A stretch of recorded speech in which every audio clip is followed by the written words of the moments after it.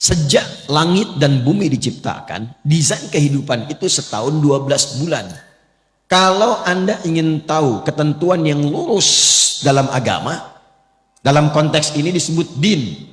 Din itu yang menunjukkan pada kebaikan. Din itu yang mengatur supaya tertata. Kenapa din itu dinamakan dengan din, kemudian disebut dengan Islam? Inna dina indallahil, seakan memberikan kesan Islam itu bukan cuma agama. Agama itu kan bahasa Sanskerta, tidak rusak kan? A-nya tidak, agama itu rusak, menjaga supaya tidak rusak. Nah, din itu maknanya lebih daripada itu. Kenapa disebut Islam? Ingin memberikan kesan ketika Anda mengaku Muslim, agama Anda apa? Islam. Itu bukan sekedar nama. Tapi dengan Anda menjadi Muslim, mengikuti tuntunan Islam, maka menjaga Anda supaya hidupnya tertata. Supaya terarah. Hidup berkualitas. Makanya orang dulu masuk Islam itu hidupnya lebih berkualitas. Lebih baik. Silahkan cek. Kalau dia penuntut ilmu, pasti ilmunya meningkat, jadi lebih pintar, bahkan jenius. Kalau dia pebisnis, pasti ketika masuk Islam, dia tidak akan pernah kaya. Pasti. Tapi akan menjadi pribadi yang kebangetan kayanya. Betul, standar. Itu pebisnis Muslim itu kalau dagang, nggak pernah balik modal.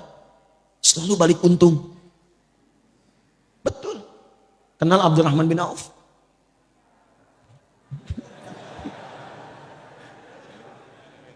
Saya nggak akan tanya kenal di mana. Saya itu riset ilmiah. Ini dipertanggungjawabkan dan disidang oleh profesor-profesor di satu kampus. Singkatnya begini, saya riset perbandingan pra-Islam dengan pasca-Islam. Abdurrahman bin Auf, singkatnya saat masuk Islam, itu dalam bisnisnya yang berkah itu, kalau dikonversi ke sekarang, aset dan semuanya, itu nilainya 72.000 triliun. Elon Musk belum ada apa-apa. Dan baru turun kemarin jadi 2.800-an. Jeff Bezos 1.800-an triliun. Itu belum ada apa-apanya, baru kaya. Abdurrahman bin Auf itu kebangetan kayanya. Kebangetan. Kapaknya terbuat dari emas.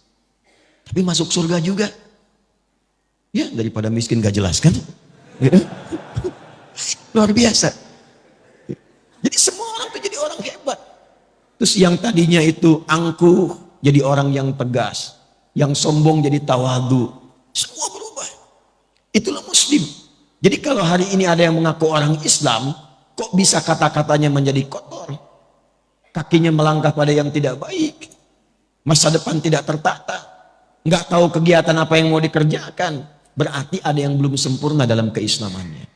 Nah, ini yang menjadikan kita diminta oleh Al-Quran, coba tata supaya lurus. Dzalika dinul qayyim. Qayyim itu kan lurus, tegak, berkualitas, benar.